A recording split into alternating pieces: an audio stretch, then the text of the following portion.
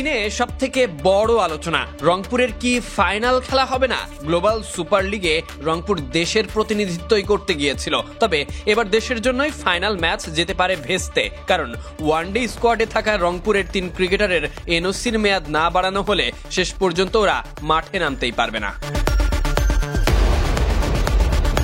প্রশ্ন উঠতে পারে, কেন মাঠে নামতেই পারবে না? তাদের জন্য সহজ উত্তর, বেস্ট 11ই পূর্ণ হবে না যদি ওই 3 ক্রিকেটার না থাকে। ফ্র্যাঞ্চাইজি দল হিসেবে এবারই প্রথম রংপুর দেশের বাইরে, তাই অতিরিক্ত খেলোয়াড় নেই রংপুর শিবিরে। সীমিত সময়ে কাউকে উড়িয়ে নিয়ে যাওয়া সম্ভব নয়। একই সাথে দেশীয় ক্রিকেটার সাইফুদ্দিনের ইনজুরিতে পড়া, বিদেশি ক্রিকেটার খুশদিল শাহর বিদায়, শেষ পর্যন্ত 3 ক্রিকেটারকে দলের সঙ্গে যুক্ত হতে বলাই এবার বিপাকেই পড়েছে রংপুর রাইডার্স। বিসিবি চাইছে রংপুরে থাকা সৌম্য, রিশাদ, আফিফ ফাইনাল না খেলেই যেন যোগ দেয় জাতীয় দলের ক্যাম্পে। বাংলাদেশের কোনো দল প্রথম বৈশ্বিক ক্লাব টুর্নামেন্টের ফাইনালে, তাও আবার সংকটময় মুহূর্তে।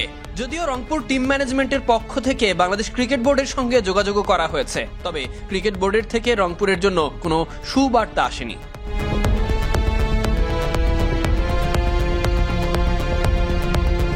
বলে রাখা ভালো, শুধুমাত্র বাংলাদেশ ও ওয়েস্ট ইন্ডিজ ম্যাচের সাথে যেন সাংঘর্ষিক না হয়, এজন্যই 7 তারিখকে গ্লোবাল সুপার লিগের শেষ দিন হিসেবে রাখা হয়। গাইনাই, রংপুর এবং ভিক্টোরিয়ার ফাইনাল ম্যাচটি হওয়ার কথা বাংলাদেশ সময় শনিবার ভোর 5টায়, আর পরের দিন বাংলাদেশের ম্যাচ হওয়ার কথা, অর্থাৎ বাংলাদেশ সময় আগামী রোববার রাত 7:30টায়। তবে সমস্যাটা ক্রিকেটারদের এনওসি নিয়ে। তাদের এনওসি ছিল 5 তারিখ পর্যন্ত, যেখানেই বিপত্তিটা বাধে। শেষ পর্যন্ত যদি ক্রিকেট বোর্ড এমন সিদ্ধান্তে অনড় থাকে, তাহলে মাঠে না নেমেই ফাইনাল ম্যাচ ছেড়ে দিতে হবে রংপুরকে।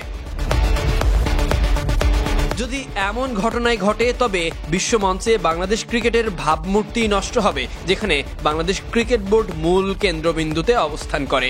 খেলোয়াড় সংকটের কারণে একটি দলের ফাইনাল ম্যাচে না নামতে পারার ঘটনাই তো বিরল। এক্ষেত্রে বাংলাদেশ কি এমনই এক ঘটনা ঘটাতে যাচ্ছে, নাকি বোর্ড এক্ষেত্রে কিছুটা শিথিল হবে?